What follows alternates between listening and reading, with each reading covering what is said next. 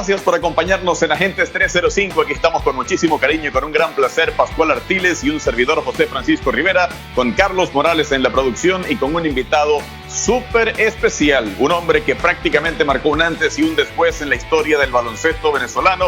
Una gran figura del deporte de los gigantes en Puerto Rico, en Venezuela y en todas las fronteras. Julio Toro nos acompaña. Pascual, ¿cómo estás? Un gran abrazo y cordial saludo. Recuerden la consigna. Por ahora, quédate en casa. Saludos, José, saludos a nuestro invitado de lujo hoy, Julio Toro. Como siempre recordamos suscribirse a nuestro canal de YouTube, Agentes 305. Es totalmente gratis.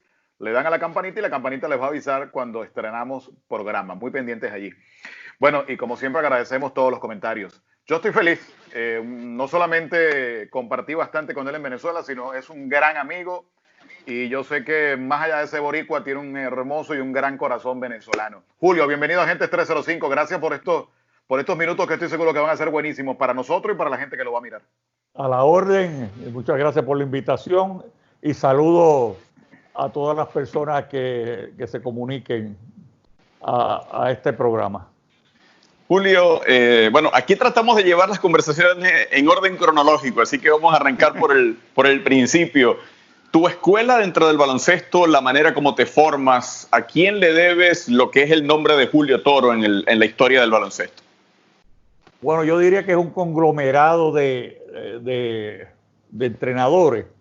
Si lo circunscribimos a los entrenadores específicamente, pero es una situación que podríamos decir que todo lo que nos pasa en la vida, uno le puede dar esa razón de ser al básquet. En mi caso, yo empecé rústico por espontaneidad en el barrio, con la raza, un canasto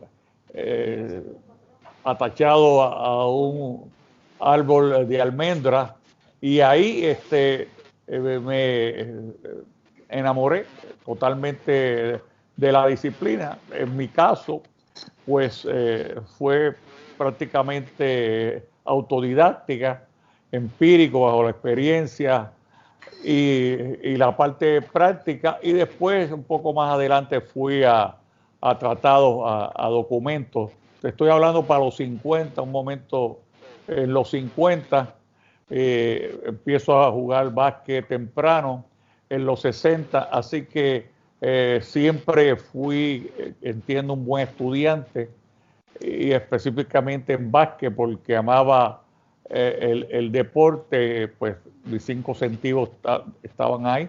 Así que de todos aprendí mucho y muchas cosas las incorporé en el laboratorio que todos los entrenadores tenemos en el día a día, en las prácticas y los documentales y qué aprendemos de los otros entrenadores. Así que fue un insumo muy amplio de muchas personas. Mira, cuéntanos, naciste en Santurce, ¿cierto? Sí, nací en un barrio de San Juan, Santurce, y más específicamente Barrio Obrero. ¿Qué recuerdas de esa infancia, Julio, más allá de este camino que nos estás llevando, de cómo llegó el baloncesto a tu vida? ¿Qué recuerdas de su infancia, Julio Toro? Bueno, recuerdo, tengo muchas vivencias muy bonitas, donde no había mucho dinero y éramos muy felices sin dinero.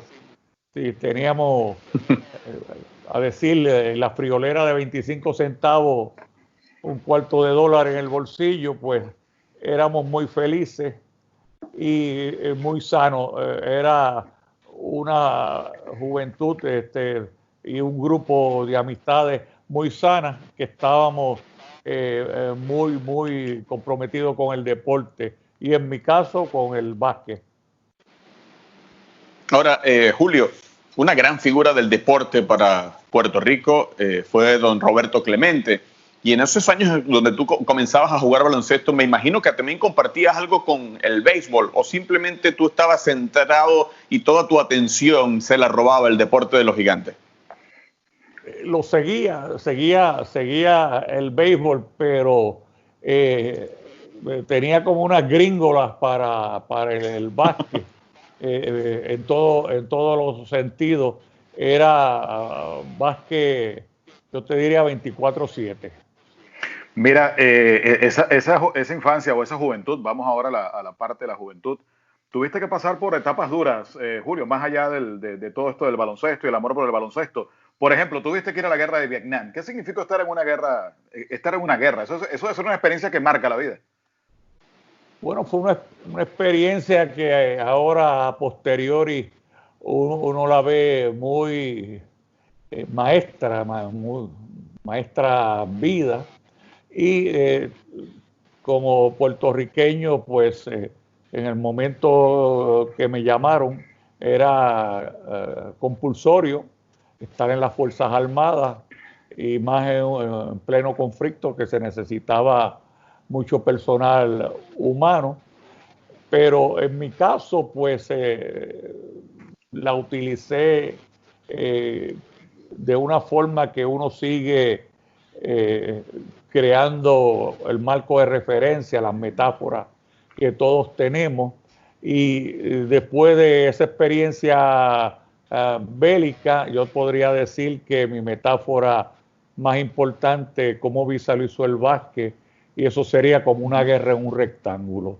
Una guerra en ese rectángulo donde los artistas, los guerreros, como yo les llamo, nunca uno de ellos protestó, Julio, no me digas guerrero, no me digas artista, así que le gustaba sin ninguna duda que yo me expresara así de ello. Pues la ventaja de esa recreación era que todos, después de que terminara el partido, todos resucitábamos y volvíamos a practicar al otro día de nuevo y prepararnos para el próximo compromiso. Tuve jugadores que dejé de seguir la cuenta para que tengas una idea, que en un partido murieron más de 300 veces, así que imagínate la aportación que podían hacer a ese respecto, y me ayudó mucho ver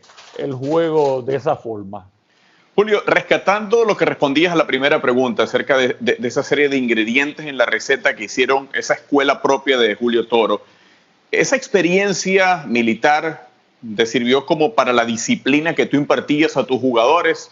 Largas, extensas, agotadoras, prácticas. ¿Eso influyó definitivamente en el estilo de Julio Toro de dirigir?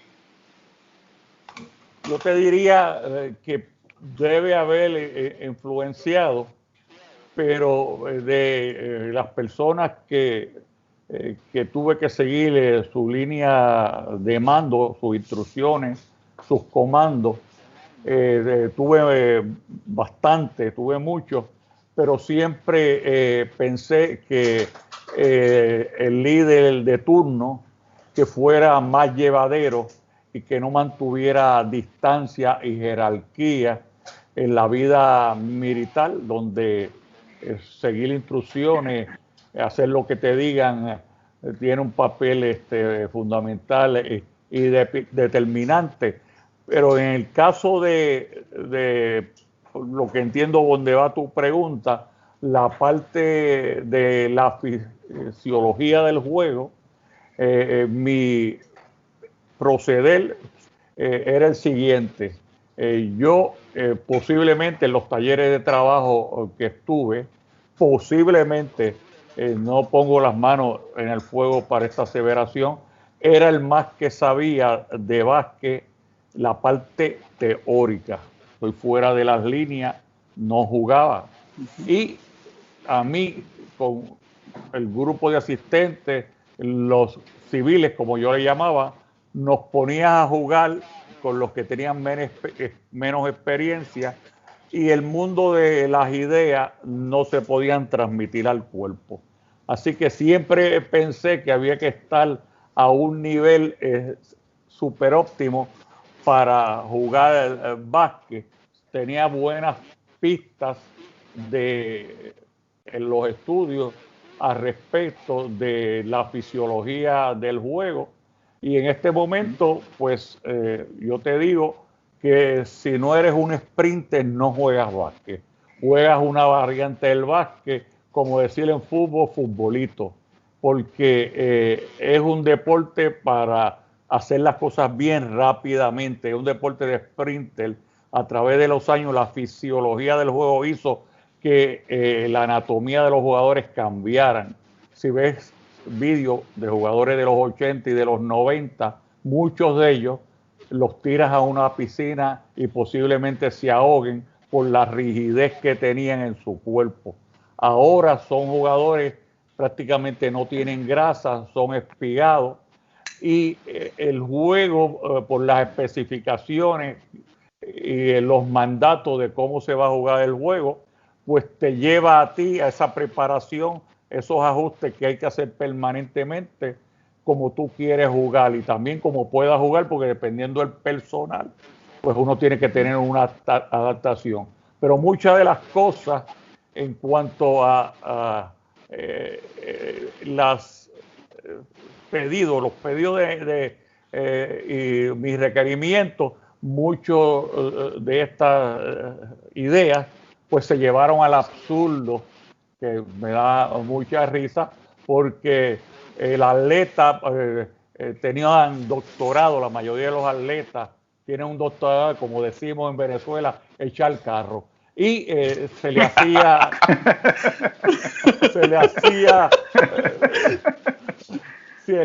difícil porque yo practicaba como yo quería jugar. Y yo quería jugar para llegar a los sitios. Siempre se va para dos lugares, canasto A y canasto B. Pues yo trataba de llegar antes que el oponente al lugar a donde todos íbamos. Y te digo que en muchas ocasiones ese extra de trabajo, yo decía muchas veces, y lo ponía en la pizarra antes de empezar el juego, yo tengo 30-0 a favor de mi equipo. A veces 40 porque los equipos se acercaban más a vida sedentaria en términos de básquet y yo trataba de acercarme más elite alto rendimiento. Me metí muchas veces en callejones sin salida, por supuesto, porque es un laboratorio, uno está experimentando permanentemente, uno asume, uno marca cosas que uno quiere hacer sí o sí, hay otras que sí y no, y hay otras no y no, porque constantemente uno está buscando esa ventaja para lograr el propósito que todos sabemos que es ganar, y después ganar, volver a ganar. Julio, ¿recuerdas de qué año, en qué año estuviste en la guerra de Vietnam? Estuve en el 69, parte del 68 y parte del 69. O sea, estamos hablando que ya tenías, por lo menos según lo que investigué, ya tenías unos 8 años en actividad como jugador de baloncesto. ¿Qué significó tener que parar la actividad como jugador para tener que ir a una guerra? Bueno, significó que perdí muchas facultades porque no me fue bien en algunos momentos determinados. Tuve una experiencia de combate donde fui herido y tuve pasantías en hospitales. Y el Julio que regresó después de la experiencia militar no fue el mismo jugador. Y ahí pues pensé en hacerme entrenador y me preparé para ser entrenador y estuve más de 40 años en esa búsqueda. No, y hay que destacar allí que fuiste novato del año en el 61, o sea que había condiciones allí, ganaste un premio importante y como jugador incluso ganaste 3 títulos en la Liga de Puerto Rico, pero ya con la respuesta que acabas de dar, definitivamente la guerra cambió totalmente lo que podía visualizar ya en su futuro Julio Toro. 100%. Entonces, a ver, siempre fuiste una persona con los pies sobre la tierra en cuanto a que tu amor es el baloncesto. ¿Cómo pasaste ese chip de ser jugador a prepararte para ser un entrenador? Bueno, siendo jugador ya daba mis primeros pasos como entrenador. Me puedo remontar al 62, mi segundo año de un equipo de mi barrio y querían que yo lo dirigiera y lo hice y otras oportunidades y a la misma vez que jugaba me seguía empapando en la parte teórica.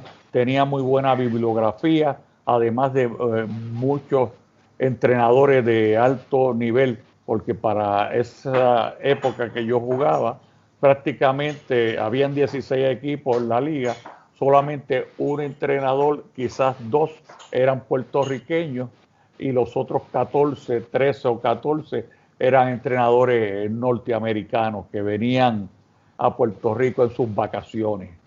Así que todos los entrenadores, pues tú lo veías tostados del sol, porque en ese entonces practicábamos 2, o mejor dicho, 3 veces en semana, y las prácticas eran pues darle 2 o 3 vueltas a la cancha, pero yo estuve en esa transición del gran boom del básquet, donde nuevas guías y nueva información surgió, porque al básquet los estudiosos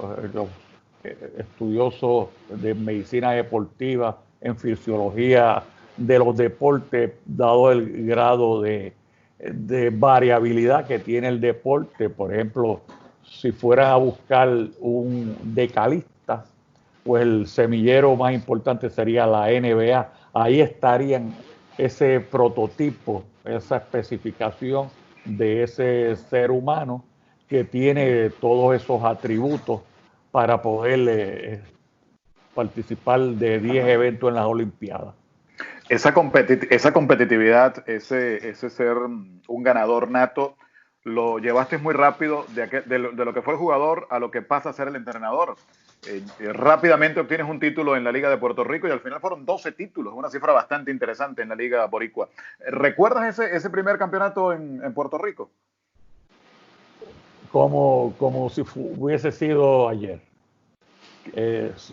Todos esos momentos, porque es como uno montarse en el caballo blanco, esa es la expresión que yo uso, estar en el podio, todos esos trabajos del día a día, se aprende de todo, de las derrotas se aprende muchísimo, pero solamente es uno el que logra el campeonato, y la expresión en cuanto a esto que utilizamos en el argot es que dime cuántos anillos tú tienes, enséñame los anillos de lo que tú estás hablando, y en todos los niveles es como una cofradía, es como una hermandad de una orden, una tribu, que es la tribu de los anillos. Y en todos los lugares del mundo ese concepto, esa idea de ganar el campeonato tiene que estar ahí presente. Esa metáfora siempre tiene que estar ahí. Hablando, Julio, de eso, de los anillos, de los títulos, pues obviamente pensamos en Phil Jackson, un técnico exitoso en el baloncesto de la NBA. En esa pasantía por Puerto Rico estaba la mira de Julio Toro también en el mejor baloncesto del mundo, en la mejor liga. Había una referencia en la NBA a la hora de seguir preparándote para seguir siendo un técnico exitoso. Definitivamente uno tiene que ir a esa escuela, y ya que tú mencionas a Phil, valga las diferencias que puedan haber, pero uno de los campeonatos de esos que pude obtener fue con Phil Jackson siendo el entrenador del otro equipo. Casi nada. Él tuvo una pasantía en Puerto Rico. Yo tuve ese honor de en la final competir contra su equipo, que eran los Gallitos de Isabela. Mira, en ese proceso de crecimiento ya como técnico en Puerto Rico, ¿quiénes fueron esos técnicos que te ayudaron, que fueron tu referencia, que fuiste aumentando ese conocimiento del baloncesto? Bueno, tendría que remontarme a mis primeros pasos como jugador de las categorías menores, Horacio Río, que Dios lo tenga en la gloria, que di mis primeros pasos de estar organizado. Tendría que mencionar a Félix Joglar, paz descanse, a Fufi Santori, que en paz descanse, que me guiaron, Caco Cancel, que fueron compañeros, porque muchas veces los compañeros de jornada en esos vivenciales, pues uno es bilateral el intercambio de ideas. Los norteamericanos también, Lou Rossini, Tom Nisalki, muchos entrenadores que estuvieron acá en Puerto Rico y vienen a Puerto Rico, estuvieron viniendo desde fines de los 40 hasta que ahora pues son puertorriqueños todos los que están trabajando en BSN, Baloncesto Superior Nacional. Esa pasantía y esos títulos obtenidos, Julio, en esa época en Puerto Rico, ¿cómo podrías definirlo en cuanto al momento del baloncesto en la isla, comparando con el resto de la historia de este deporte? Bueno, nosotros tenemos un trabajo organizado de más de 90 años, 92, creo, 93 años. Y este año, a pesar de la situación económica mundial, estaba ya trabajando muy bien. La temporada estaba muy animada. Quizás habíamos cubierto acercando a una tercera parte de la temporada. Y con esto del coronavirus, pues todo se detuvo. Pero siempre podemos decir que de nuevo, pues el básquet es el deporte por excelencia, el primer deporte de gusto de los puertorriqueños. Y puedo decir que es nuestro primer deporte, el boxeo está cerca, el béisbol también, pero en las competencias deportivas que se dan en Puerto Rico, creo que de 100, 90, quizás más estarían de acuerdo conmigo, que el básquet es el número uno, nuestro primer deporte.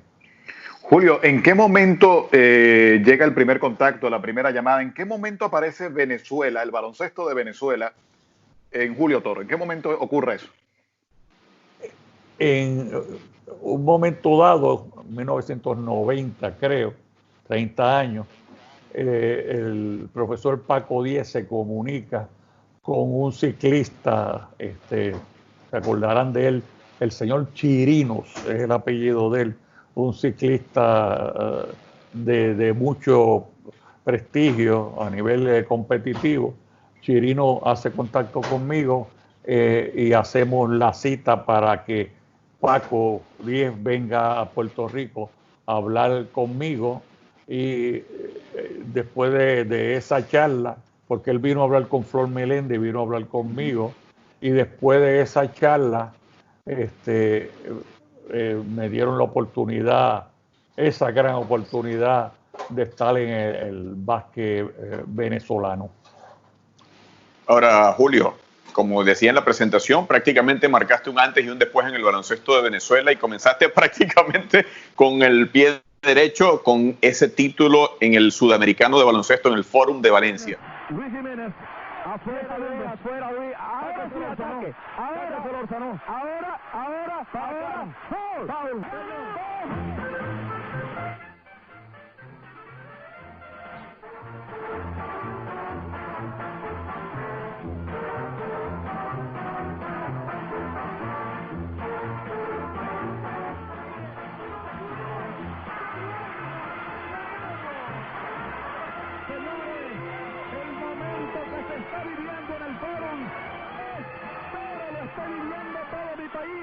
Porque se ha logrado por primera vez en la historia de un deporte centenario como el básquetbol derrotar en un sudamericano en 2 oportunidades al campeón panamericano que le ganó al país que inventó el básquetbol.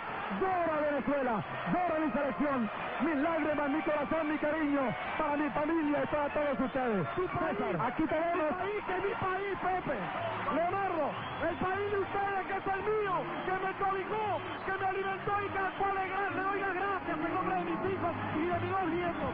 Gracias.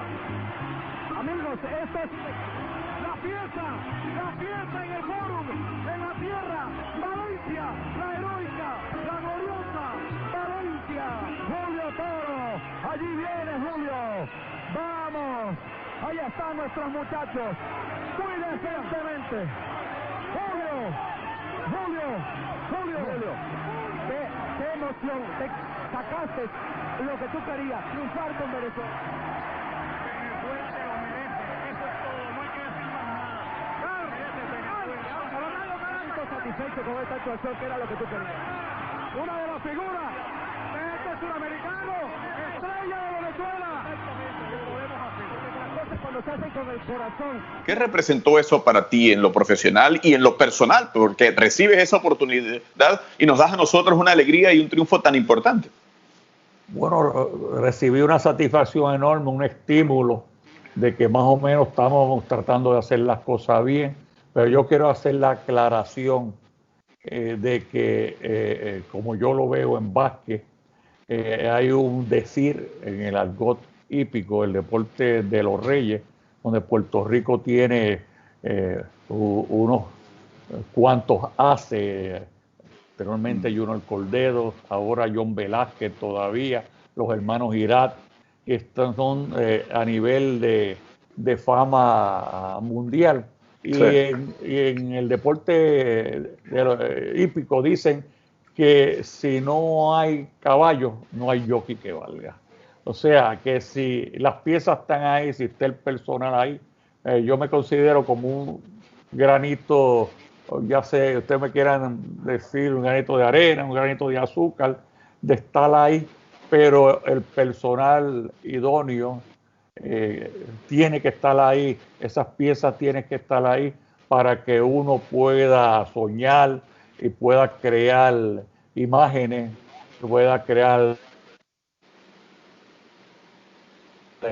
lines para que esa inspiración tenga unas ráfagas y de volver otra vez se desintegra ese momento y para volverlo a hacer, para que en esos diálogos, en esas conversaciones que establecemos con todo el personal, con toda la delegación, pues siga como un impulso y seguir sumando y seguirnos preparando para que llegue hasta que llegue la hora de la verdad. Y es lo que uno pretende, estar ahí en el momento. Es como yo decir, bueno, no me den dinero, no me den reales, pónganme donde hay, que yo me encargo de hacer el trabajo.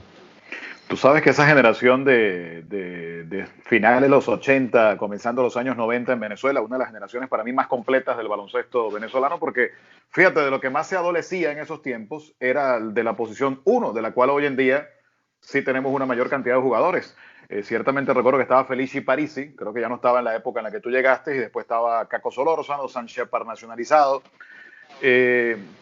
¿Con qué se encontró Julio Toro? Porque ciertamente Venezuela venía en un proceso de crecimiento, había ido al Mundial de 1990, pero ¿con qué se consiguió Julio Toro y cómo pudo lograr ese extra para ese suramericano, que fue una de las gestas más grandes de Venezuela, y lo que significó después ser el campeón sentimental, ¿no? Porque en 1992 Portland, Estados Unidos, tenía un súper equipazo, terminar segundo era ser el campeón sentimental. ¿Qué cambió Julio Toro en la dinámica de la selección nacional? Bueno, yo diría que yo fui un gran seguidor, porque venía esa energía, ya los venezolanos se habían apoderado de ella, de el básquet tuviera su sitial. Y eso viene, por supuesto, desde el profesor Paco Diez, Leonardo, todos esos que tuvieron antes que yo, Camagüey, por supuesto, Carlos Giles, Cordobés, Amaosa. O sea que yo en ese rompecabezas bello, producto de los venezolanos, en muchas partes de lo que se estaba tratando de componer ya se sentía el mapa de Venezuela, ya eso estaba ahí. Así que yo seguí todas esas corrientes con mucho cariño, mucho respeto, de proteger ese legado de los que estuvieron antes que yo. Y sin ellos, pues yo no hubiese podido hacer nada, porque los jugadores que yo pude trabajar con ellos ya venían con un pedigrí, ya venían con una experiencia de haber estado estudiando en Estados Unidos, se le consiguieron becas, somos muchos, un trabajo de hormiga de muchas personas del básquet para yo poderte decir de un progreso tan y tan grande. Cuando yo estaba con Flor en el equipo nacional de Puerto Rico, antes de los 90, antes y parte de los 80, pues nosotros fogueábamos mucho con Venezuela y nosotros podíamos ganar los juegos por 30, 40 y hasta 50 puntos. Venezuela siguió su tenacidad, su dedicación, siguieron trabajando y trabajando de tal o cual forma que ahora te digo que se ganan de parte y parte ambas naciones. Puerto Rico está en el escalafón en la 16 y Venezuela está en la 17 o en la 18. O sea que en poco tiempo cronológico esa brecha con Puerto Rico se hizo increíblemente estrecha, yo diría microscópica, de que están haciendo las cosas bien y Venezuela con 42, 43 años, que es muy poco, de poder decir que llegaron a desarrollar el nivel de juego. Es que es Julio, un trabajo de muchas personas antes que yo y después que yo, otras personas siguieron el relevo y siguió la marcha del deporte. fue tan importante para Venezuela el hecho de que estos jugadores pues jugaran becados en Estados Unidos, que se prepararan en el baloncesto de Estados Unidos a nivel universitario. Pero Julio Toro, hablando del rompecabezas, creo que fue la figura que logró engranar esos caracteres diferentes, jugadores que estaban triunfando, jugadores que ya habían mostrado su nivel en el baloncesto venezolano, pero rescatando también la frase que mencionabas anteriormente, echando carro, eran estrellas en el baloncesto de Venezuela.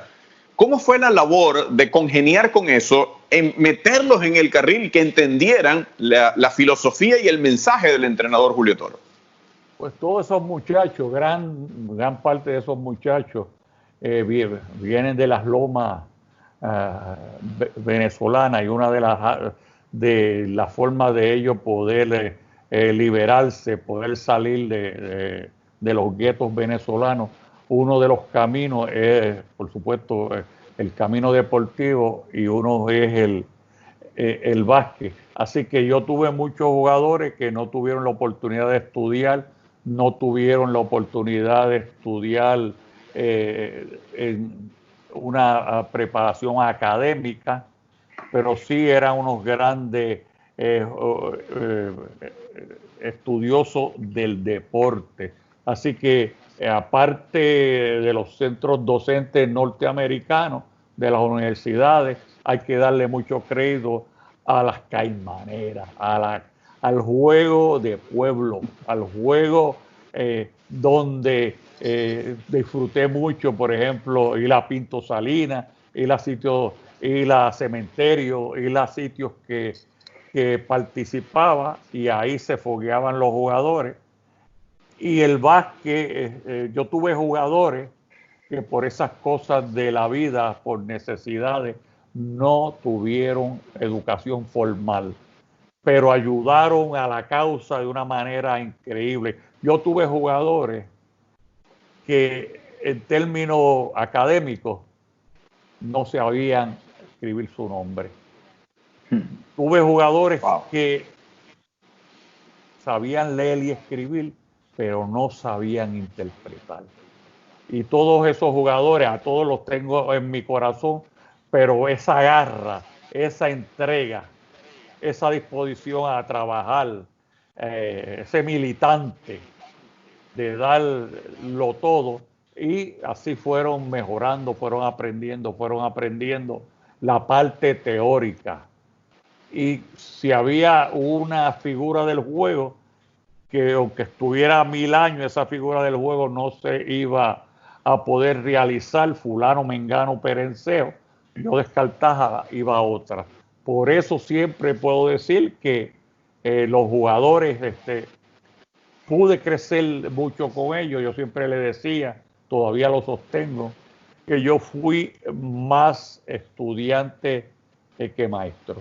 Yo aprendí mucho con ellos, me ayudaron mucho a mí y viceversa, en esa dinámica permanente donde uno es estudiante y puede decir que en muchas áreas es maestro, pero ambas tiene que ir a la par. Siempre mantuve confianza y todos esos años que estuve trabajando en Venezuela fueron para mí años maravillosos de crecimiento y de muchas experiencias positivas para mí. Bueno, quiero trasladarte a 1991, al Suramericano de Valencia, un fórum recién inaugurado, esa final con Brasil.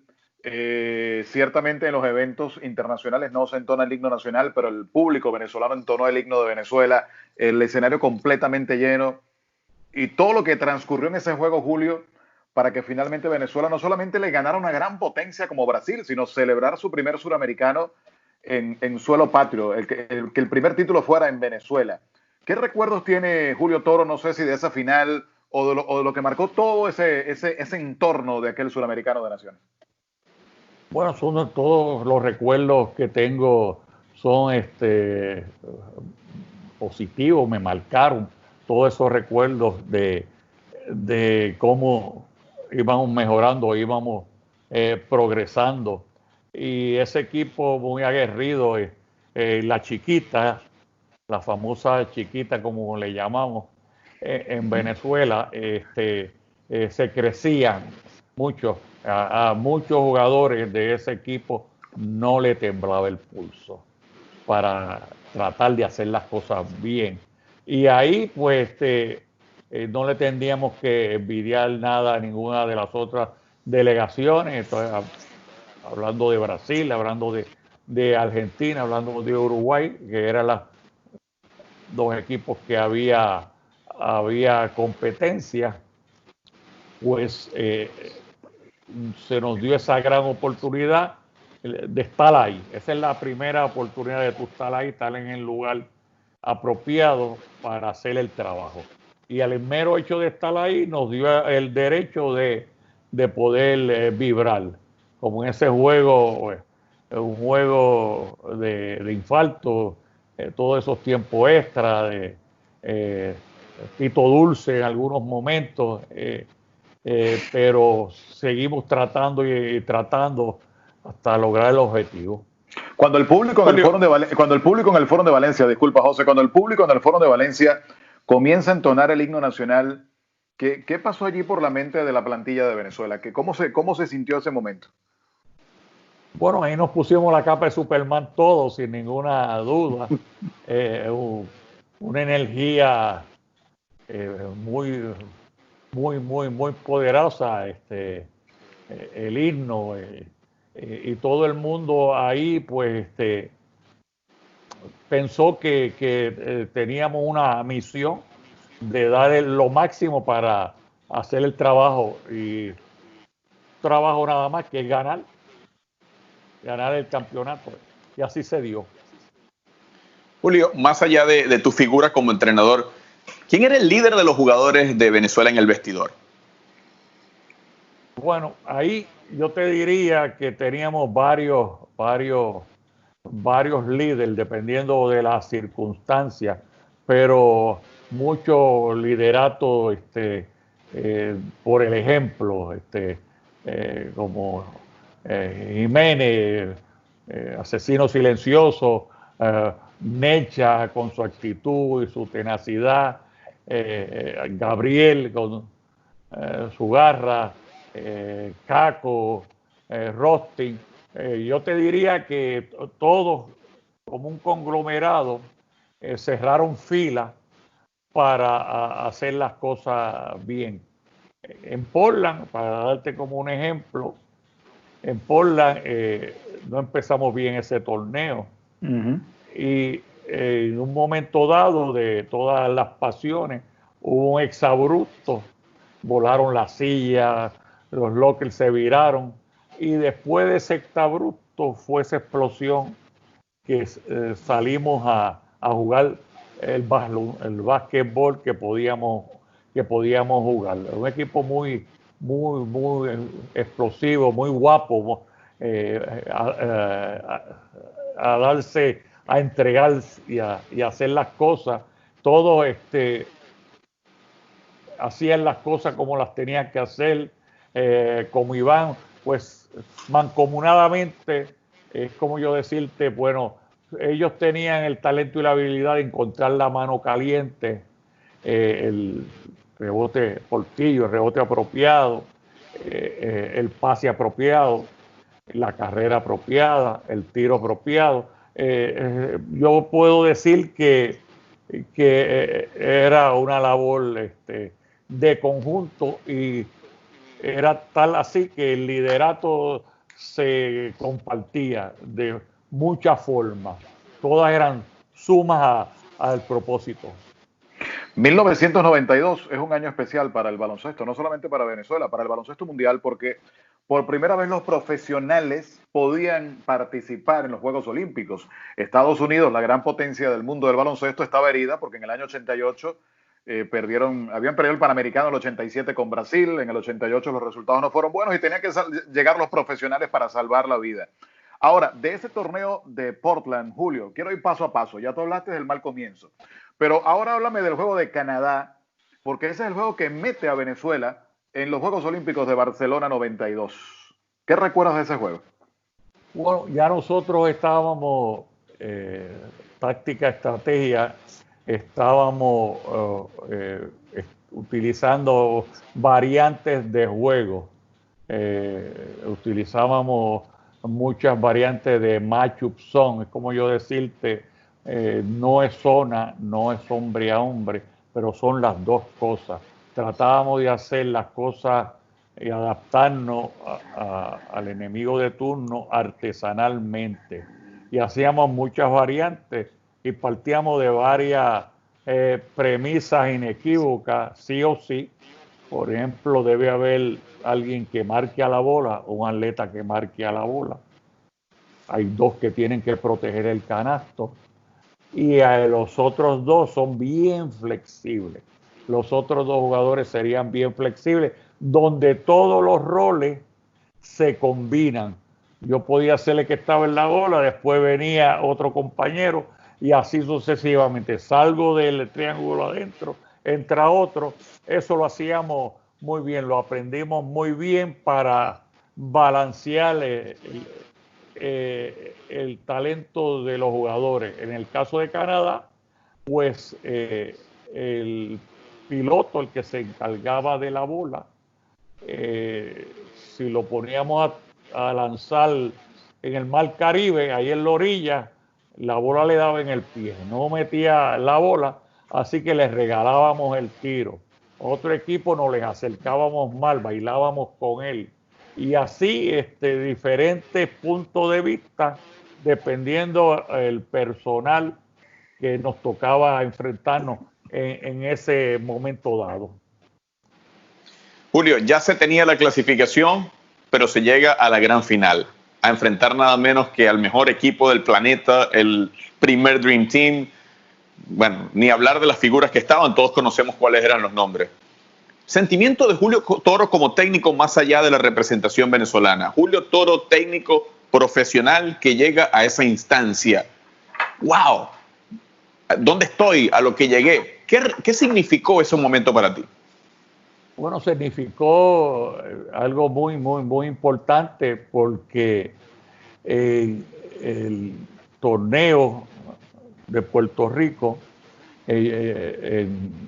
mi taller más importante, donde más he estado, yo pensaba que mi turno era en los 90. Yo pensé que yo tenía el currículum para ser el entrenador nacional, había sido asistente en momentos anteriores, entonces no era la opinión mía la importante, eran los que decidían quién iba a ser el entrenador. Yo digo que algo te puede pasar que no sea muy agradable, pero todo depende de lo que venga después. No se me dio la oportunidad de los 90 en Puerto Rico, por lo que fuera, pero entonces viene Venezuela y me la da. Me sentó en el asiento del frente. Y eso para mí fue muy, muy importante de consolidar lo que yo pensaba que podía hacer el trabajo a cualquier nivel. Y tuve la oportunidad que esa teoría, quizás tiene que ver de la preparación, de la autoestima que uno tiene, el primer gran amor, de la imagen teórica que tenía de mí mismo, que podía hacer el trabajo. Pues me veo con Venezuela, que me da la oportunidad, y quizás tenía un poquito de congoja. Ahora es fácil a la distancia verla hacia atrás esos 30 años, pero me hirió y fui premiado por la energía superior, fui premiado con ese regalo. Julio, no creyeron en ti en este momento en Puerto Rico, porque después fui el coach nacional a fines de los 90 por 7 o 8 años. Pero aquí tienes este regalito, a ver qué tú vas a hacer con esto. Ese fue mi estado mental y es uno de los grandes tesoros que tengo en mi corazón. Y es el mejor anotador con 21 puntos, Carra, en el equipo venezolano. Tuvimos que enredar a 3 clubes cuando nosotros con una sola derrota nos íbamos de la fiesta. Y entonces se atravesó México, y entonces se atravesó el equipo canadiense, y después ir contra Brasil después de haber pedido por encima de 40 tantos. Ahora díganme si eso es suerte, amigos. Díganme si eso se llama suerte, por Dios. Aquí está el momento de la premiación a los jugadores venezolanos cuando recibió Gabriel Melcha, primero fue Shepard, aquí Armando Palacio, jugador venezolano, con nuestra marcha de fondo, precisamente con Víctor y con David Díaz, y ahora Víctor David Díaz. Ahí está Víctor David Díaz, Karen Herrera Allen, y la marcha de fondo de Radio Caracas Televisión. Aquí la estamos sintiendo, mis amigos, como el himno deportivo de Venezuela. El gallardo y valiente Iván Olivares, que casi no puede hablar, pero hoy batalló, jugó lo que él dijo, aunque sea 5 minutos contra los Estados Unidos. Rostin González del equipo Cocodrilos, que sacó la garra de un gran jugador frente al equipo de los Estados Unidos. Hoy fue el mejor día de Rostin González, qué bien. Y un hombre que merece todo nuestro aplauso y consideración, el señor Julio Toro. Gracias por poner a valer nuestro baloncesto con la colaboración de ese señor Johnson y del señor Paruta, un cuerpo técnico que trabajó para dar el máximo. Tú sabes que una de las ventajas de trabajar con un equipo de baloncesto es que puedes asistir a las charlas antes de un juego o en el entretiempo. A mí me hubiese encantado trabajar, aunque sea una temporada, en el entorno de Julio Toro, porque hay tantas historias que uno ha escuchado y tantas otras que ha contado el propio Julio Toro. Pero si volvemos a Portland 92, yo quiero 3 momentos del camerino en el juego. Contra Canadá, contra Brasil y contra Estados Unidos. O sea, vamos por pedacito. Contra Canadá, ¿qué le dijo Julio Toro a sus muchachos en ese juego donde Venezuela se jugaba su pase a las Olimpiadas? Bueno, Canadá era la oportunidad que teníamos para seguir avanzando. Era un partido que sí lo teníamos que ganar. Pensábamos que teníamos muy buen pareo con los canadienses, entonces yo siempre digo que estemos tranquilos a los partidos, que estamos preparados. Yo reforzando en la imagen teórica que teníamos de nosotros mismos, cómo nosotros nos veíamos. Ya estaba debidamente identificada nuestra marca de fábrica, lo aguerrido, la tenacidad, la velocidad, la carrera, y le enganga al rebote,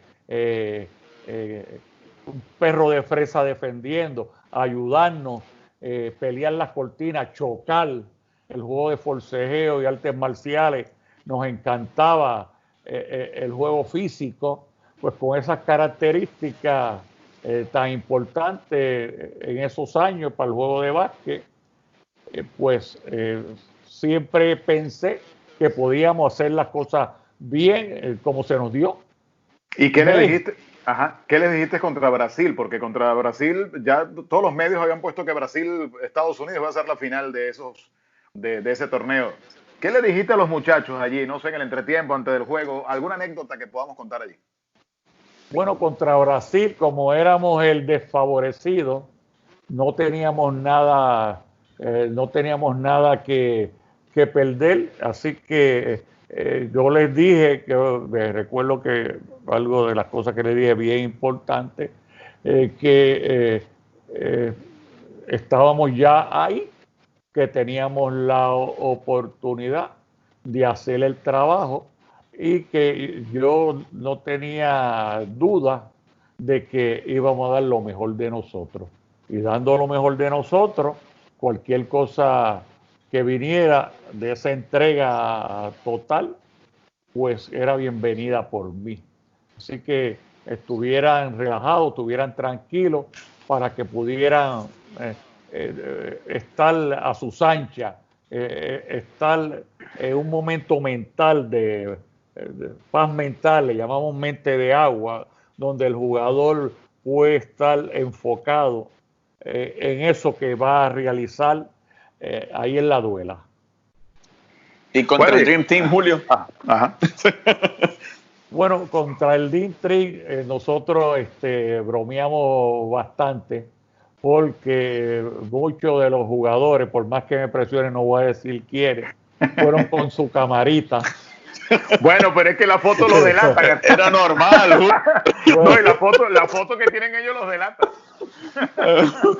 Fueron con su cámara para retratarse contra los jugadores del Dream Team, pero ya ahí el campeonato de nosotros era estar en ese juego, donde dicen que más de 300 millones de personas vieron ese partido alrededor del mundo, y ahí le dije, bueno, hoy aquí nos vamos a divertir, pero con respeto, nos vamos a respetar a nosotros mismos. El básquet es bien importante para nosotros, es uno de los grandes amores de la vida de nosotros, así que salgan a divertirse y no vamos a faltarle respeto. Así que vamos a echarle bola, como decimos en Venezuela. Nosotros tuvimos en este programa un gran amigo nuestro que estuvo en ese juego. Hace poco hablé con él de nuevo y me dijo, pregúntale, Julio Toro, qué pasó en el entretiempo, cuál fue la charla, qué pasó con el Gatorade y con la comida que estaba puesta en la mesa. Que te cuente qué ocurrió. Bueno, ahí la charla, ya la mesa estaba servida, ya nosotros nos habíamos dado ese regalo. Ahí teníamos que... nos sacaron de la cancha, como a todo el mundo, en la primera mitad. Y después de la primera mitad queríamos salir corriendo de ahí lo antes posible, porque nadie nos podía quitar lo bailado, de estar ahí, el honor, el privilegio de ser la víctima de esos señores, el único Dream Team, el Dream Team One, todo el mundo lo dice. Mira, y tuviste la oportunidad de estar en el recibimiento que se le dio a la selección nacional en su regreso a Venezuela, como nunca en la historia del baloncesto nacional. Ciertamente Venezuela después ganó el torneo ahora en el 2015, pero el recibimiento del año 92 no se compara con cualquier otro recibimiento, por lo menos que yo recuerdo cuidados en el ámbito deportivo de Venezuela. Bueno, yo te diría que nunca había visto una cosa así,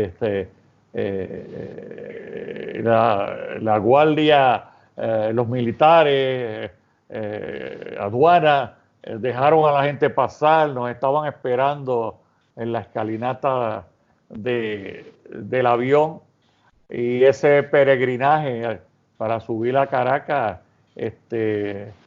más de 1 millón de personas. Nos tardamos una ruta que no es tan larga, pero era bumper, carro con carro. Nos tardamos más de 2 horas de llegar a Caracas, de ese entusiasmo y esa alegría de que el evento, el torneo, esa seguidilla que desde el 91 pudo lograr en los venezolanos. Yo diría ese viví, ¿verdad? Y le sacamos los gasecitos a todo el mundo ahí y ellos a nosotros que pudimos estar ahí recibiendo ese calor humano, ese cariño. ¿Cómo describirías, Julio, el baloncesto venezolano desde esa fecha hasta la actualidad? ¿Cómo has visto la evolución o cómo se ha comportado el baloncesto de Venezuela? Bueno, yo creo que siguió las nuevas generaciones, los relevos, siguieron su curso, siguieron mejorando de tal o cual forma que podemos decir que hemos estado en 2 Olimpiadas. Esa generación de México con Caco, Mama Osa, Néstor, ahora conduró esa oportunidad que iba a tener para ir a Tokio. Todo se ha detenido. Pues el equipo de 30 y pico, 40 en el escalafón está a 17.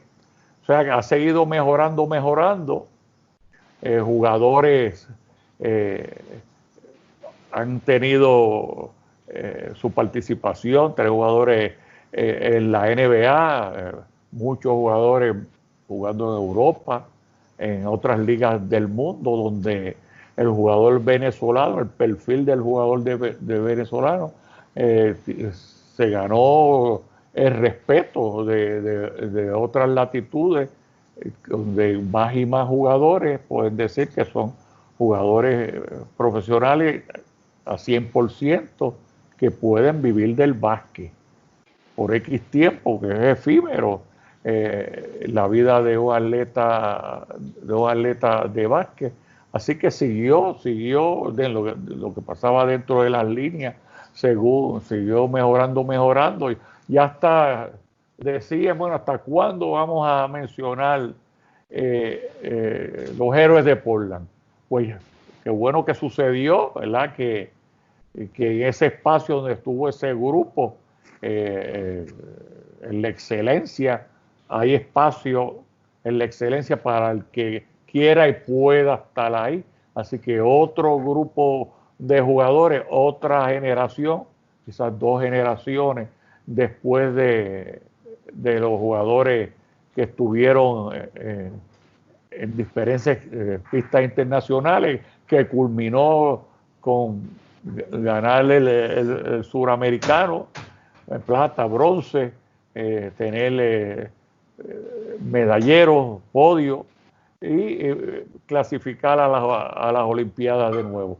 O sea que Venezuela tiene 2 Olimpiadas, que no muchos países pueden decir eso. Mira, quiero hablar de tu pasantía por Trotamundos, aquel Trotamundos, campeón del 94, y después hablar de Guayquerías de Margarita, la isla de Margarita. Yo sé que es el gran amor de Julio Toro, de todas esas cosas hermosas que tenemos en Venezuela. Trotamundos 94, primer título de Julio Toro en Venezuela. El punto 100 a los Shelton Young, señor. Trotamundos de Carabobo, falló Iván. El marcador está 100 a 94.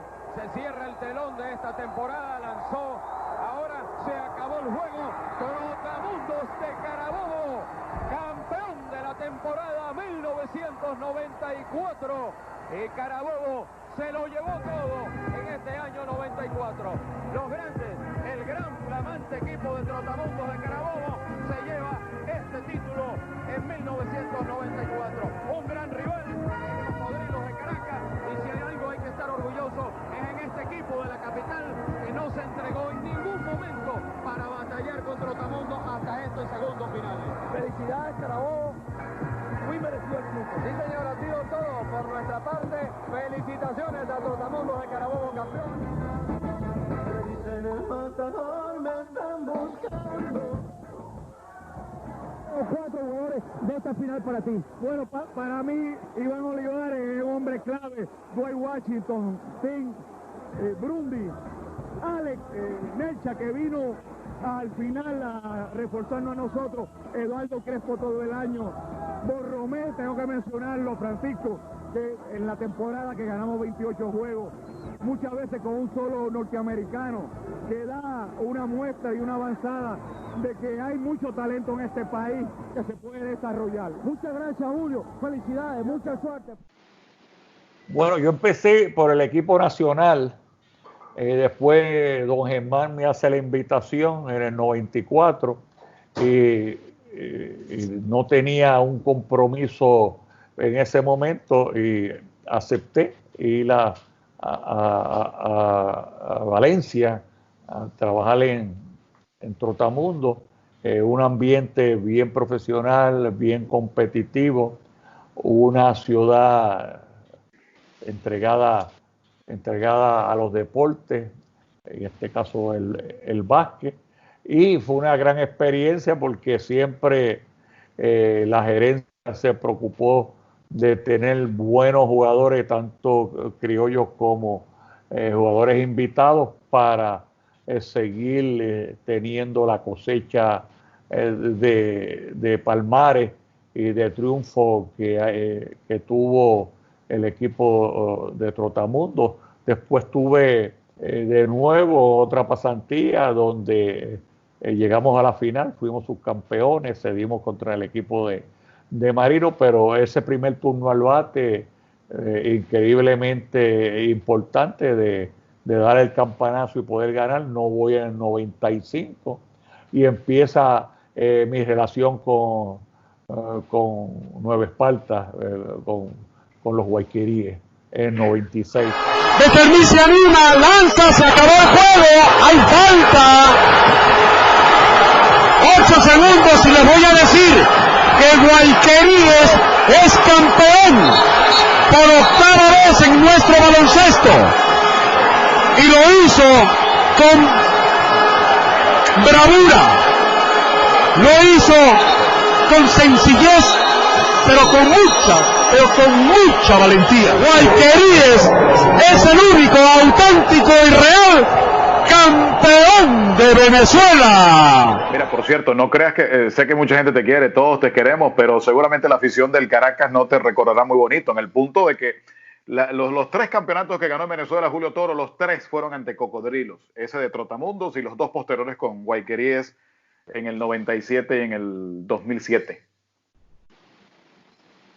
Bueno, yo me sentí muy cómodo, en Caracas, porque nunca sentí animosidad. Yo sentí respeto, de la misma forma que yo lo respetaba a ellos, porque fueron años campeonatos bien competitivos. Pues respeto enorme que le tengo a Néstor, a Paco Díez, cuando el tiempo que estuvo ahí como gerente, y siempre fue un honor de poder presentarme en contra de Caracas, y se dio esa casualidad porque ya Caracas había que contar con Caracas todos los años, pero no, las oportunidades no necesitaba escolta ni nada, compartía, me quedaba dándome la fría después y creo que es más, creo que ni a regañadientes me aceptaron y tuve mucho apoyo y mucha aceptación de la fanaticada de Caracas, sin ninguna duda. Oye, Julio, ¿cuál era el público más hostil en Venezuela? ¿Cuál era el lugar más difícil para ir a jugar? Bueno, el mensaje que yo le daba a los equipos es que el sexto hombre no juega. O sea, con lógica y con sentido común pueden hacer lo que hagan ahí. Vinieron aquí, esto es un despojo para todo el público defendiendo sus colores. Estamos dando una alegría y algo que yo estoy seguro que entiendo que caló bien hondo de todos los jugadores que yo he podido trabajar con ellos, que el homenaje más grande que se le puede hacer a un equipo es el silencio. Y cuando uno va de visitante en ese rol, pues es obvio, mucho más difícil por muchas razones, pero que uno sienta que en esa cancha cae una locha y se oiga en las facilidades, pues es bien sabroso, bien importante, y eso pues lo internalizaron, yo diría, de las muchas cosas, de las réplicas que yo podía producir, muchas de ellas hasta llevarla, como uso esta expresión, hasta el tuétano de los huesos, que sea parte de el andamiaje, que lo puedan poner en su disco duro, de cada atleta ponerlo en su disco duro, hacerse un tatuaje de esos requerimientos para poder trascender en términos de baloncesto. Mira, esos dos campeonatos de Guayqueríes ante Cocodrilos tienen sus particularidades. En el año 97, fallas eléctricas en el Parque Naciones Unidas, parece que cambió todo. Caracas parecía encaminado al campeonato, parecía tener todo en sus manos, pero después de esas fallas eléctricas todo cambió. La serie regresó a Margarita y el resto fue historia. Guayquerías terminó coronándose en 7 juegos. Realmente cambió la historia, porque eso es lo que dice la gente. Realmente esas fallas eléctricas de aquel juego que se tuvo que detener, ¿cambió la historia de esa final? Bueno, para uno remontar de 3-1, la Virgen del Valle, la Virgen de los Pescadores, los truenos. Todo vale. Todo vale, la lluvia, que venga. Todo fue importante para nosotros porque fue un momento bien interesante en nosotros poder entender que teníamos opción de ganar, muy difícil, salir de Margarita 0-2. Yo creo que fue la primera vez, y no sé, seguro no ha habido muchas veces que un equipo cae 3-1 y poder remontar como para ganar el campeonato. Así que todo lo que quieran poner ahí, yo lo acepto. Ese equipo tenía entre otros, José, a Piculín Ortiz. Yo creo que en su mejor momento, Julio, tener a Piculín, a Askia Jones haciendo ya sus inicios en el baloncesto venezolano, más allá de la plantilla criolla que tenía aquel equipo del 97. Bueno, Picu venía de su mejor momento con Barcelona, en España, y le hice la invitación. Yo digo, bueno, Picu, esto es para que juegues 13 juegos. Y el grado de dificultad y el reto grande que vas a tener, pues vienes cansado de jugar en Europa, es que esos 13 juegos posiblemente se jueguen en 20 días. Que es un curso de obstáculos que quizás ningún protocolo tenga el grado de dificultad de calendario como teníamos en Venezuela. Hubo temporadas donde se jugaban 3 días corridos por los horarios, el calor de la isla y así sucesivamente. Así que yo no encontré ningún otro país que tuviera una exigencia tan duras como la de seguir el calendario de la Liga Especial y después de la LPB. Julio, un jugador importado o invitado, el que más te llamó la atención en tu pasantía en Venezuela. Bueno, invitado por excelencia, no quiero que me destierren de acá de Puerto Rico, que obviamente para mí es Piculín. Piculín dio unas clínicas de básquet, esos 13 partidos. No lo digo yo, lo dice su oponente, de respeto que se ganó como competidor. esos 13 partidos que estuvo ahí, pues, tuve a Asquiayón, tuve muchos oponentes de un nivel que son tantos y tantos de los que tuve la dicha de estar con ellos y los que estuvieron en contra de muchos jugadores invitados de un gran calibre, muchos anotadores, reboteros, como Anthony Mason. Puedo mencionar un sinnúmero de jugadores, pero no me viene el nombre ahora de momento, pero sí la calidad de la mayoría y a lo sumo las temporadas en Venezuela, si no producía te raspaban rápido. Sí. O sea, había que ganar.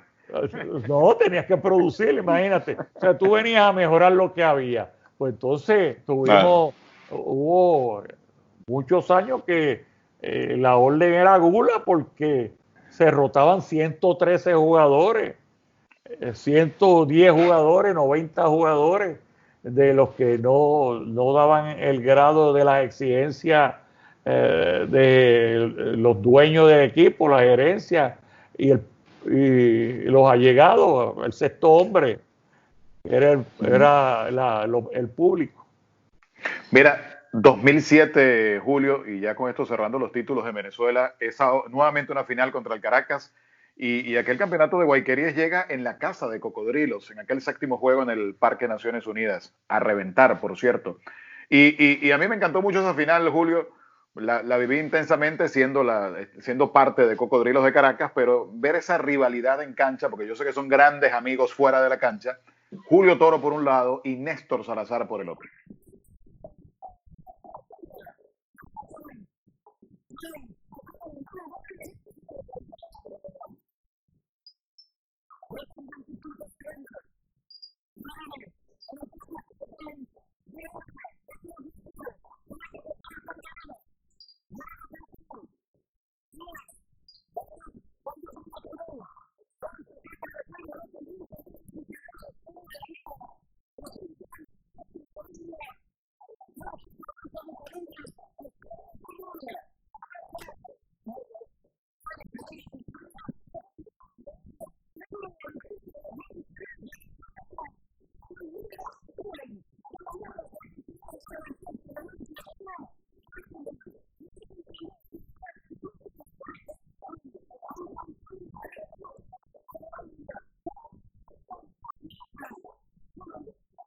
Bueno, ahí sabíamos que era una situación bien cuesta arriba en Caracas, en Naciones Unidas, uno poder prevalecer. Entonces, de las aportaciones que yo pude haber hecho, la rutina la cambié. La rutina casi religiosa, uno va a practicar en la mañana el día del juego. Ese día le dije a Rodolfo Tobal, nuestro jefe, el dueño de Guayquerí, que nos dejara en uno de los mejores hoteles de Caracas. Me compró la idea, no me miró mal porque tenía que sacar más reales de su bolsillo, y nos quedamos en el Meliá. El día anterior nos quedamos en el Meliá. Entonces, logré convencerlo también, porque todo el mundo puso la costumbre, como respirar y el último juego de la temporada. Pues entonces decidí no practicar en la mañana. Decidí un desayuno espectacular y decidí que lo que nos convenía a nosotros era descansar. Al yo cambiar el patrón, le cambio el patrón a Caracas, porque seguro Néstor debía tener 20 espías allí filmando lo que nosotros hacíamos, aunque no hay secreto, todo el mundo sabe. Y había y no lo quise enseñar hasta que estuvimos allí, había unas peculiaridades del equipo de Caracas, a mi personal, que era que Ever Bayona, al ser titular, pues Ever, le flotaban a Ever porque el juego de Ever importante era cerca del canasto y adquirieron una experiencia a ese respecto. Entonces, en ese juego cambié el equipo abridor y en vez de Ever a empezar, pongo a Maravilla Mora. Así que abrí la cancha. Ahí el factor ahí sorpresa, no voy a practicar. Oye, ¿qué pasó? ¿Qué le pasa a Guayquiri? Esto y lo otro. Pues entonces entré en la mente de por la mañana al equipo de Caracas a ver lo que yo podía hacer para una agenda muy complicada, que era ganar de visitante. Y así se siguieron sumando las cosas. Maravilla ahora viene bien, el que tenía Néstor, pues no lo podía seguir afuera en el perímetro. Y empezó a meter la bola, empezó a penetrar, pasar la bola. Y ahí cogimos un ritmo, cogimos seguridad hasta que terminó. Julio, no quiero desaprovechar la oportunidad de preguntarte sobre el baloncesto de la NBA, porque es un tema que siempre genera polémica, discusiones y el sabor de conversar acerca del baloncesto. Si tuvieras la oportunidad de dirigir a uno de estos dos personajes, ¿a cuál escogerías? ¿A Jordan o a LeBron? A los dos. No, es uno solo. Bien comelón. Bien. Bueno, en términos de los dos, a mí me gustaría hacer un equipo, ya que no puedo, este viaje de fantasía, no puedo escogerlo a los dos, pues me gustaría hacer un equipo alrededor de Michael Jordan. Y una diferencia ínfima entre ambos, porque ambos lo hacen todo muy bien, pero yo pude ver en carne propia a Michael Jordan, seguí la carrera de Michael Jordan. Estaba bien activo, he seguido la carrera de LeBron también, pero en mi mente no lo veo así. Si fuera algo individual, voy al boxeo, voy a pisticampo, excepto los relevos, voy al tenis, voy a otros deportes, básquet, un deporte, béisbol, fútbol, soccer, en esencia colectivo. Por ejemplo, si a una mesa le quito una pata, pues deja de ser mesa, sería otra cosa y no tendría su utilidad. Pues tan importante era Michael, que era la vedette del equipo, el protagonista de sus equipos, de Phil Jackson, pues tan importante era Pippen, tan importante era Rodman, cada cual en su tarea, un equipo de roles definidos y otro hacerlo todo como Pippen. Así que se me hace muy difícil, por no decir incómodo, visualizar el básquet como de una persona. Yo veo el conglomerado como el encargado de la propiedad, para ir a otros niveles. El administrador y contable que paga, el día de paga, el fisioterapista, una delegación, una unidad, el concepto de los unos con los otros.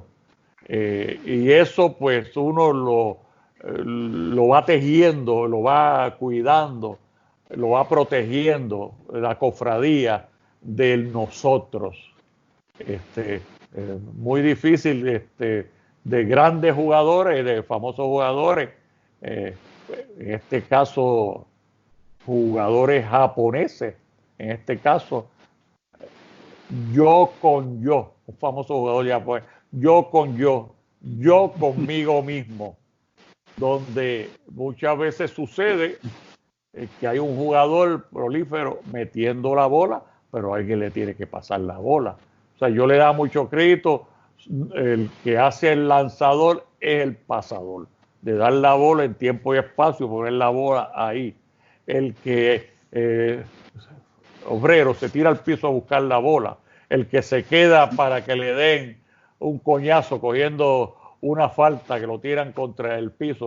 O sea, lo veo como un todo, y tanto le doy crédito como al dueño del equipo, como al protagonista, como a los actores de reparto. Para mí los actores de reparto eran bien importantes. Infinidad de veces yo hacía que los protagonistas hiciéramos un standing ovation, una fanfarria para el sexto, el 7, el 8 o el 9, cuando alguien protagonista se lastimaba, que no podía estar por 2 o 3 semanas, alguien tiene que hacer el trabajo, porque el calendario va a seguir, va a seguir. O sea que cuando mucha frecuencia me ponen esa disyuntiva de quién es el mejor. Oye, mucha publicidad le ha dado ESPN, hoy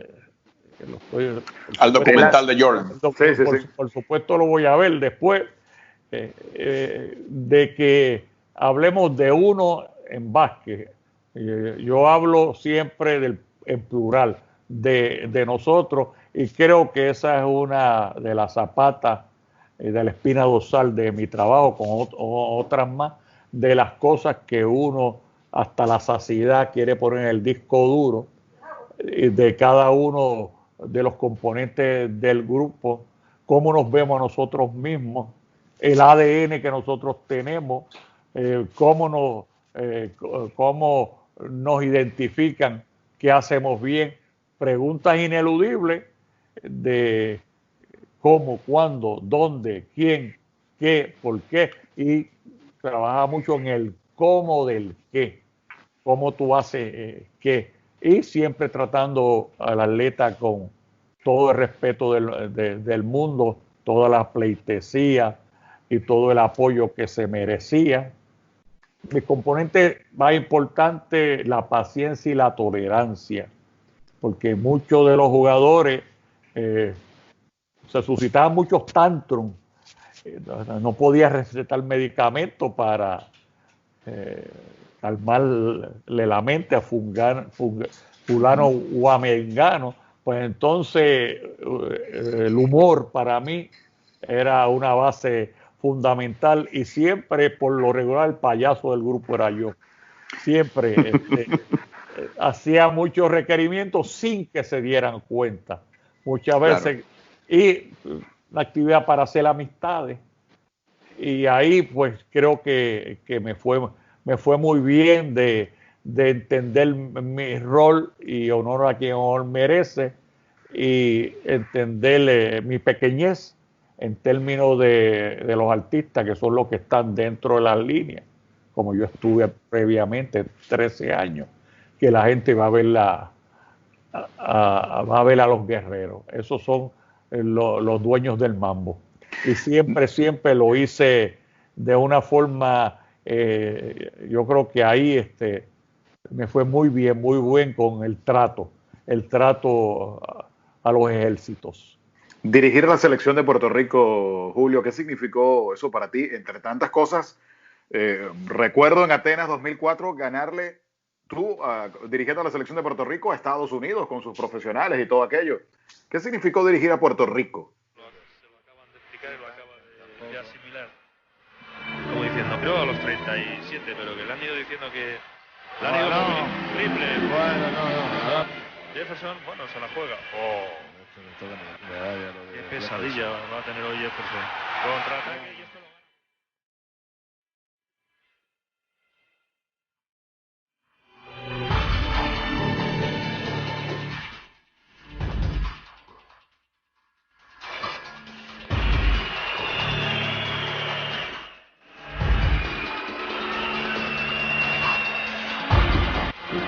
Esto nunca había... ahí lo celebra con el público, yo veo todo el público, mira. Muy bien. Qué gran partido de Carlos Arroyo. El jugador ya tenía ganas de ganar el partido.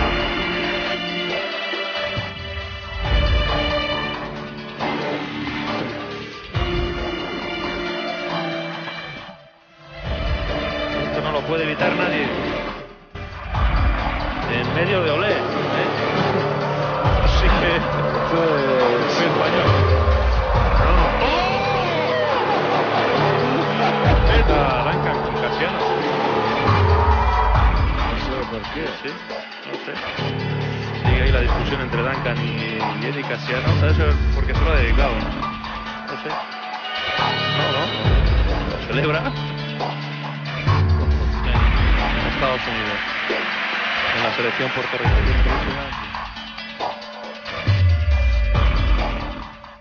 Bueno, en la selección nacional vengo navegando desde 1978.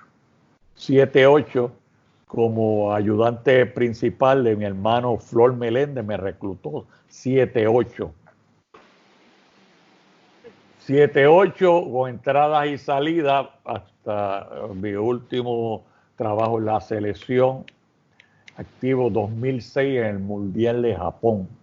Así que imagínate cuántos años hay del 78, los Panamericanos en San Juan, Puerto Rico, 79, con Bobby Knight, con el equipo de Estados Unidos, Isaac Thomas, Kevin McHale.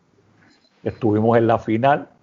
Llegar primero en el preolímpico para ir a las Olimpiadas de Moscú, boicot de Carter, se malogró ese viaje. Si no iban los dueños de Puerto Rico, como los colonizados iban a ir. Y ahí pues pusieron ciertas trabas y socios de Estados Unidos fueron Inglaterra fue, y la única delegación que fue de Puerto Rico creo que fue la de boxeo. Todos nos quedamos con el deseo de ir y por ahí seguimos ondulantes. Entonces ahí tuve una pasantía ahí en el 84, no vuelvo hasta los 90 y ahí es que se me da esa oportunidad en los 90 y los años que estuve, que fueron 7, 8 años, donde estuvimos de las 6 a las 9 en el escalafón, donde se nos dio grande para nosotros fue el torneo del Mundial de Indiana, donde le pudimos ganar al oro, plata y bronce europeo, entiéndase Turquía, Yugoslavia y España. Y ahí contraste por H o por R, darle excusa para la oportunidad de estar en los 4 felices, pues perdimos con Nueva Zelanda, que por lo regular le ganábamos más de lo que perdíamos con Nueva Zelanda, pero le ganamos de otro nivel y estábamos invictos hasta ese momento. Pues estuve muchos años, más de 20 años con el equipo nacional, más de 30 años en mi taller de trabajo Puerto Rico y estuve creo que 14 años a nivel nacional y a nivel internacional mezclados con la selección venezolana y en la LPB y la Liga Especial. Así que una jornada, 40 años, yo diría larga y tendida, bien sabrosa, no me canso de decir lo que fueron años, el poder estar en mi lugar de trabajo, que no es trabajo, es una diversión. Yo cuando estoy trabajando me estoy divirtiendo, cuando estoy en básquet me divierto. Y ahora lo hago de una forma, por un lado, más buena, porque no he perdido un juego desde que me retiré hace 4 años, gano todos los juegos. Cocheo a los dos. Oye, Julio. Cocheo a los 2 equipos. Julio, te voy a insistir con la NBA porque es a lo que más tenemos acceso. Este cambio que hemos visto, los juegos que quedan 140, 135, vemos como Steph Curry, James Harden, Westbrook, las características de estos jugadores, con el tiro desde el perímetro, con estas grandes cantidades de puntos, con poca defensa. ¿Te gusta? ¿Sientes que te agrada la manera como ha cambiado el baloncesto? Bueno, a mi entender, yo soy de la vieja escuela, honrosamente. Si tú le quitas fuerza al básquet, para mí es como comerme un huevo sin sal. Le quita una magia de las artes marciales en el juego. Por ejemplo, no poder utilizar los escudos, que son los antebrazos. No hay forcejeo, empujar.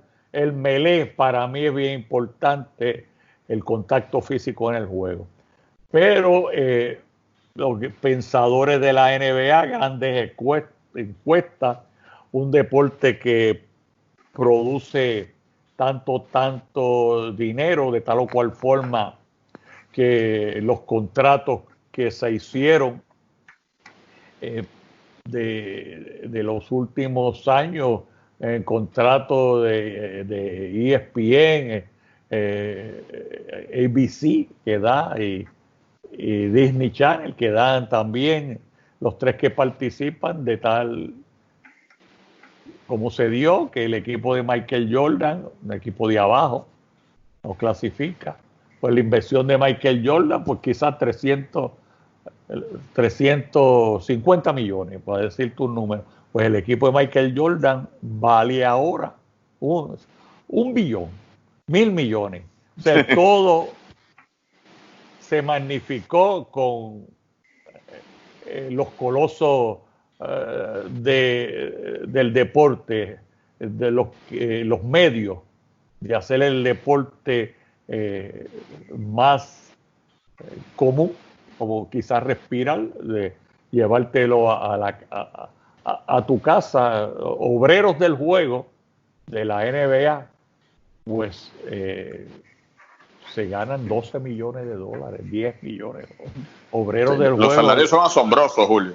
Donde la comercialización, lo que se ganan esos muchachos por la comercialización, pero alguien que sea un especialista del juego, que todavía los hay, están en peligro de extinción, pero hay especialistas. Pues tú le das a un especialista, al pintor, al mecánico, al que arregla el carro, al pintor. Qué maravilla si pudiéramos hacer eso en la vida cotidiana de todas las profesiones, ¿verdad? Al oficinista, que tú le puedas pagarle esa cantidad de dinero, pero ese sueño de otras profesiones se da en el básquet, donde obreros ganando más 10 o más millones de dólares. Sí. Pero mira, no me gusta abrir la cancha así, los pensadores que dicen que vamos a alejar el juego de las artes marciales, vamos a darle más importancia a la velocidad, que siempre ha estado ahí, pero ahora más que antes, y a la puntería. Darle más importancia a la puntería, vamos a proteger el jugador ofensivo. ¿Por qué? Porque el soberano, el público, quiere punto y más puntos. Quieren que se meta la pelotita esa, que se meta por ese rotito ahí. Quieren ver jugadores anotadores, la gran revolución ahora, que es la puntería, y hacer las cosas lo más rápido posible. un juego de sprint, de velocista. Como yo decirle a ustedes, corremos y después hablamos. Vamos a ver quién llega primero allá, para hablar allá. Pero acá, móntate en los patines como yo me voy a montar, empujar la bola. Y después lo tienes que darle el golpe parada, porque si no, pues regala. ¿De qué me vale notar si después no hay resguardo? Así que los grandes equipos tienen esa peculiaridad y toman en cuenta dónde se confronta el balón cuando tú estás a la defensa. Muchas veces se confronta ahí en la pintura, boquejarro, pero los grandes equipos pueden subir su defensa porque los 5 dieron el golpe, por lo menos 3 o 4, esperar que un segundo después llegue un compañero y tú debes ir la cancha en 2 y hacer que alguien pueda bailar con el que tiene la bola y los otros jugadores ayudar a ese que tiene la bola, porque primera línea de defensa es el que defiende la bola y los otros 4 que ayudan a ese jugador y a su asignación en el área que esté, más los otros jugadores de ese conglomerado de tareas, de que yo decirte, por ejemplo, bueno, todo el mundo es responsable de todo el mundo, de las muchas frases que se acuñan, la verborrea del juego, la terminología para un juego ciencia, poderlo, coloquialmente, la parte teórica, que por mucho es mucho más fácil que la parte práctica, la implementación de lo que tú dices, hacerlo, como decir, del tingo al tango, pues ahí pues hay muchas formas de jugar, no una receta de cocina, muchas formas de jugar, dependiendo del personal que tú tengas.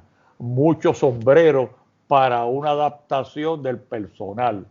Que si, por ejemplo, tengo una jirafa, bueno, no tengo jirafa, tengo un elefante, tengo 2 chitas que son bien rápidos, tengo un orangután, y dependiendo para llevarlo al mundo de otros animales, de las características, el perfil, el prototipo de X o Y jugador a un plan maestro. Así que el entrenador moderno tiene que tener muchas estructuras en su mente. Por ejemplo, cuando yo jugaba era el mismo libro, venía el entrenador con la misma canción y la misma canción y la misma canción.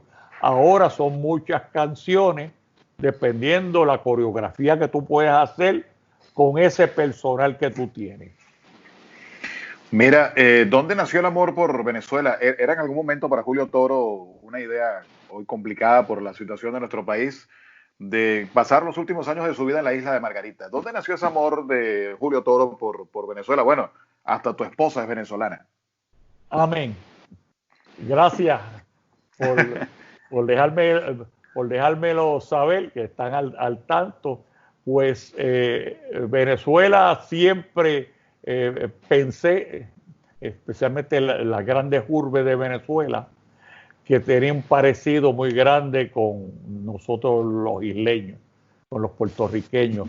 Y el punto más directo para mí, para muchos, es la música, es la salsa. Es la salsa. Sí. Y la salsa, visualízate la salsa como un juego de básquet, que se juega básquet Puerto Rico en Venezuela, en los grandes centros urbanos de la clase media, la clase baja, sin discriminar con la clase privilegiada, pero salen, es un deporte para el hombre afro-venezolano, afro-puertorriqueño, afroamericano, el hombre sepia, tiene un prototipo de cierto proclive, ciertas facilidades para adaptarse al básquet. Así que estar en Venezuela, la familiaridad, sentirme bien a gusto, los colores, los sonidos, y después pues me enamoro. En el 97 empieza mi romance con mi bella esposa Sibeli. Llevamos 12 años de casados, pero nos conocemos del 97. hace 23 años, felizmente casado. Me llegó esa gran felicidad a mis 53 años, joven aún. Espero que estén de acuerdo conmigo. Sí, sí. Totalmente de acuerdo. Totalmente. Había tenido antes 2 turnos al bate, pero no se me dio, o sea, se me aplicaba la teoría de que el amor o estar casado es como una ciudad sitiada, los que están adentro quieren salir y los que están afuera quieren entrar. Así que en esa forma de vivir la vida, no es una vida fácil, muchos hoteles, muchas camas diferentes, estar en la carretera, salir de gira 7, 8 días, pues las que sufren mucho son las familias. Por ejemplo, uno tiene que tener una mujer que tenga ese temple de cuidar a los hijos, porque uno no está tanto tiempo como quisiera con los hijos. Entonces, la lejanía, la distancia, pues hay muchas bajas en esa dinámica de la familia, en esta profesión de gitanos, de nómadas, de aquí a allá. ¿Sabes? No es nada perfecto, alguien tiene que pagar las consecuencias, y muchas veces en la familia, y así que con una compañera que entienda lo que tú escogiste para vivir, algo que tú amas, que se pueda adaptar a esas circunstancias, no es muy fácil. Oye, tengo en mi playlist Hay Fuego en el 23, Periquito Pimpín, entre otras. ¿Estamos en la misma onda o no? Estamos en esa onda. Héctor Lavoe, Oscar de León, Andy Montañez. Son tanto ese abanico de grandes salseros, venezolanos, puertorriqueños, colombianos, cubanos. La música cubana, me gusta mucho el Latin Jazz también, lo sigo. Ahora es música desde que me despierto hasta que me acuesto, y pude hacer esa relación tan bonita de parte y parte con Venezuela, que invertí en Venezuela, y la inversión que hice en Margarita, con mucho cuidado escogí esta propiedad. Me han hecho más de 20 ofertas de comprarme mi departamento, pero yo tenía planeado con mi esposa Sibeli de vivir de 5 a 6 meses en Venezuela, no menos de 4 meses vivir allí en Venezuela, toda mi vida. Y temporalmente no se me ha podido dar, pero no pierdo las esperanzas de que eso pueda ser así. Por eso no vendo mi propiedad. Amén. Esperemos que sea así, Julio, de verdad. La propiedad de nosotros no la vendemos. Mira, en la actualidad, Julio, ¿cómo es la vida de Julio Toro hoy por hoy?